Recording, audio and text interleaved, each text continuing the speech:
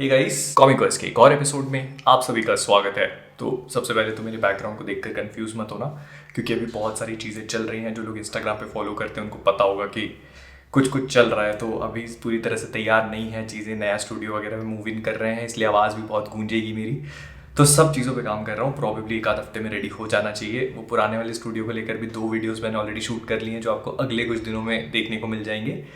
और नया studio probably उसके बाद, अगर सब कुछ ठीक रहा तो इसीलिए मैंने सोचा कि ऐसे थोड़े से जुगाड़ वाली जगह पे हम लोग आज का वीडियो बना लेते हैं, क्योंकि इस मूवी के बारे में मुझसे बहुत सारे लोगों ने बात करने के लिए बोला था और मैं खुद भी इस पे बात करना चाहता हूँ। तो इसीलिए कॉमिक वर्स से मैं हूँ मोहित, और आज हम लोग बात करेंगे द कश्मीर फाइल्स के बारे में। तो बिना भावनाओं में बहे चलिए शुरू करते हैं।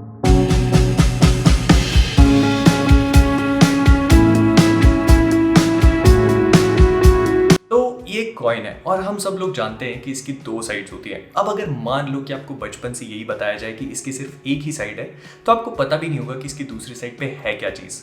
और कश्मीर फाइल्स उसी चीज पे बात करती है। तो कश्मीर फाइल्स हाल ही में रिलीज होने वाली एक बॉलीवुड मूवी है, जो कश्मीर में होने वाले कश्मीरी पंडितों के साथ जो भी जेनोसाइड या एक्सोडस हुआ था उस पे बात करती है। और इस पे आगे बात करने से पहले मैं आप सबको ये भी बता देता हूँ कि इस पूरी मूवी को रिव्यू करने के 2 तरीके हैं। या तो मैं पूरी तरह से इमोशनल होकर भावनाओं में बह जाऊं, या फिर इमोशंस को साइड में रख के करूं। अगर मैं इमोशनल होकर बात करता हूं तो या तो बहुत कुछ बोल दूंगा या फिर कुछ भी नहीं बोल पाऊंगा। इसीलिए मैं पूरी कोशिश करूंगा कि अपने इमोशंस को साइड में रखूं और जितना बेहतर तरीके से हो सके आपको मूवी के बारे में बताऊं। प्लस क्योंकि पर्सनली मुझे इस टॉपिक पे बहुत ज्यादा नहीं पता है, बहुत ज्यादा नॉलेज नहीं है, तो इसीलिए मैं जो इस मूवी के फैक्ट्स दिखाए गए हैं वो कितने सही हैं कितने गलत, इन पे बात करने से पूरी तरह से रिफ्रेन करूंगा और हम सिर्फ मूवी के बारे में बात करेंगे। तो जब भी कोई बहुत बड़ा मैटर आपको कवर करना है तो राइटर और डायरेक्टर के पास कई सारी अप्रोचेस होती हैं, और इस वाली मूवी में हमें एक पर्सनलाइज्ड और एक फैमिली वाली अप्रोच को दिखाया गया है। मतलब दर्शन कुमार का कैरेक्टर कृष्णा पंडित कश्मीर वापस आया है अपने दादाजी की अस्थियों का विसर्जन करने के लिए, जिनका रोल अनुपम खेर ने प्ले किया था, और जो यहीं पर रहने वाले कश्मीरी पंडित थे, और उसी जेनोसाइड के दौरान इनको वहां से भगा दिया गया। और इसी के थ्रू हमें बाकी की कहानी पता चलने लगती है और इवेंट्स किस तरह से अनफोल्ड होते हैं, क्या कुछ होता है, ये सारी चीजें बताई जाती हैं। एंड हमें ये भी जानने को मिलता है कि कैसे इसके साइड कैरेक्टर्स और सपोर्टिंग कास्ट जो है वो इस पूरे मैटर में इन्वॉल्व हुई थी। फिर इसके बाद अगर हम मूवी की कास्ट के बारे में बात करें तो इस मूवी में जितने भी एक्टर्स हैं वो सारे के सारे, मतलब ऑलमोस्ट सबके सब नेशनल अवार्ड विनर्स हैं और उससे भी ज्यादा ऊपर। तो उन सभी लोगों ने बहुत ही ज्यादा अच्छे परफॉर्मेंसेस दिए हैं। ये बोलना भी एक अंडरस्टेटमेंट होगा,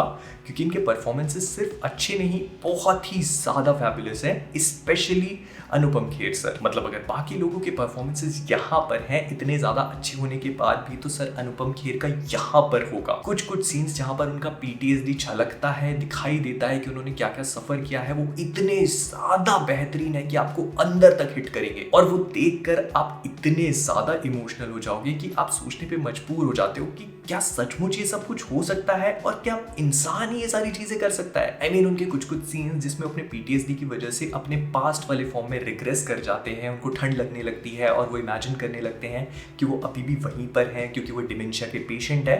ये बताता है कि उन्होंने कितना बेहतरीन काम किया है। फिर इसके बाद दर्शन कुमार का परफॉर्मेंस भी काफी अच्छा था। एज ए कैरेक्टर उनकी अप्रोच बहुत सारे लोगों को कंफ्यूजिंग लग सकती है, लेकिन पर्सनली मुझे ऐसा लगा कि दर्शन कुमार का कैरेक्टर कृष्णा पंडित जो था वो हम है। डायरेक्टर साहब ने बहुत ही स्मार्टली एक ऐसा कैरेक्टर क्राफ्ट किया जिससे हम रिलेट कर सके। मतलब कृष्णा एक नाइव सा बच्चा है जिसको जो कहानी बता दी जाती है वो उसको मान लेता है, और हमारे साथ भी कुछ कुछ इसी तरह की स्टोरी है। आज हमें ये बताया गया है तो हम वो मान लेते हैं, कल हमें कुछ और बताया जाएगा एक अच्छी खासी कहानी बनाकर, तो हम वो मान लेंगे। फिर इसके बाद मैं एक बहुत ही स्पेशल मेंशन करना चाहूंगा इस मूवी के मेन एंटागनिस्ट के बारे में, जिसका रोल चिन्मय मंडलेकर ने प्ले किया है, और ही इज एब्सोल्युटली अमेजिंग।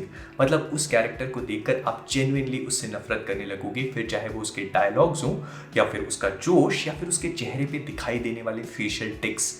एक एक चीज परफेक्शन के साथ नील डाउन करी हुई है। फिर इसके बाद हमारे मिथुन दा तो है ही सुपर्ब, और इसके साथ पल्लवी जोशी, पुनीत इसरार और सपोर्टिंग कैरेक्टर्स ने बहुत ही अच्छे काम किया है।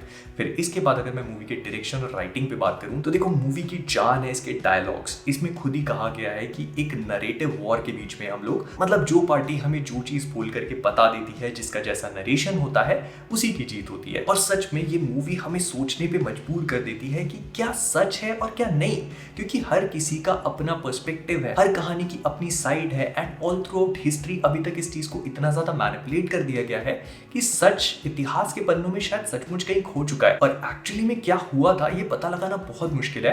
लेकिन कश्मीर फाइल्स इस पर रोशनी डालने का एक बहुत अच्छा काम करती है। तो डायरेक्टर विवेक अग्निहोत्री ने बहुत ही सुपर्ब काम किया है इस चीज को दिखाने में। उनके कई सारे शॉट्स इतने ज्यादा ब्यूटीफुल है जो कश्मीर की ब्यूटी के साइड साइड उसकी जो पीस्ट वाली साइड है उसको भी पोर्ट्रे करते हैं। मूवी पूरी तरह से एक डार्क पैलेट को पकड़ के चलती है जो इस मूवी के लिए एकदम फैंटास्टिक था, लेकिन इसके साथ ही साथ जो कश्मीर की ब्यूटीफुल साइड है आप उसको भी एक्सपीरियंस करते हो। I mean, आप पूरी तरह से एक पैराडाइज लॉस्ट वाली जो फील है ना उसके अंदर घुस जाओगे। मूवी का प्रोलोग ही आने वाले इंसिडेंसेस और आप मूवी में क्या आगे एक्सपेक्ट करोगे उसके लिए एक बहुत ही बढ़िया सा फाउंडेशन एस्टैब्लिश कर देता है और पूरी मूवी आगे उसी फंडे पे चलती है। एंड इस पूरी मूवी में इतने ज्यादा इमोशंस हैं कि मैं बता नहीं सकता। पूरी की पूरी फिल्म इमोशंस पे ड्राइव होती है और जैसा मैंने पहले भी कहा कि मूवी उस टॉपिक को पकड़ के चलती है जिसपे हम लोगों को कभी ज्यादा कुछ बताया नहीं गया और ना कभी इस पे बहुत ज्यादा बात हुई है, तो इसीलिए ये पिक्चर और भी ज्यादा हार्ड हिट करती है। प्लस इतना ज्यादा ट्रॉमेटाइजिंग इवेंट देखने के बाद और उसे एक्सपीरियंस करने के बाद इंसान के अंदर जो PTSD होता है, मतलब पोस्ट ट्रॉमेटिक स्ट्रेस डिसऑर्डर, वो क्या क्या चीजें करवाता है और उसके बाद इंसान की क्या हालत हो जाती है वो ये मूवी बहुत अच्छी तरह से दिखाती है। अनुपम खेर का कैरेक्टर इस पूरी मूवी में सबसे ज्यादा ब्रुटैलिटी को एक्सपीरियंस करता है एंड वो सारी चीजें उनके बोलने से लेकर बॉडी लैंग्वेज और चलने तक में दिखाई पड़ती है। मूवी में दिखाया हुआ कश्मीर का बैकड्रॉप बहुत ही ज्यादा ब्यूटीफुल येट टेरिफाइंग भी है क्योंकि आपको उसे देखकर लगेगा तो सही कि बहुत सुंदर जगह है,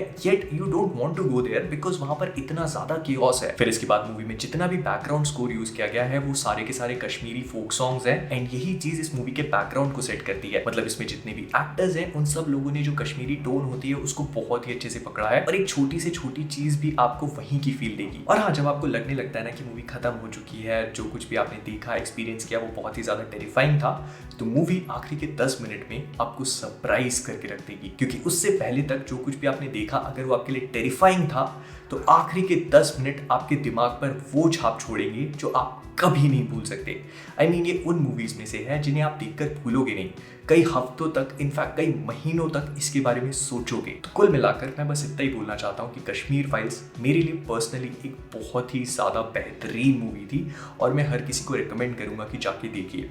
जो कुछ भी इसमें हुआ उसके लिए नहीं, एक सिनेमैटिक एक्सपीरियंस और सिक्के की दूसरी साइड को एटलीस्ट थोड़ा बहुत जानने के लिए सही। एंड एक चीज और भी है जो इस मूवी में खुद बोली गई है कि कश्मीर का सच इतना ज्यादा सच्चा है कि झूठ लगने लगता है।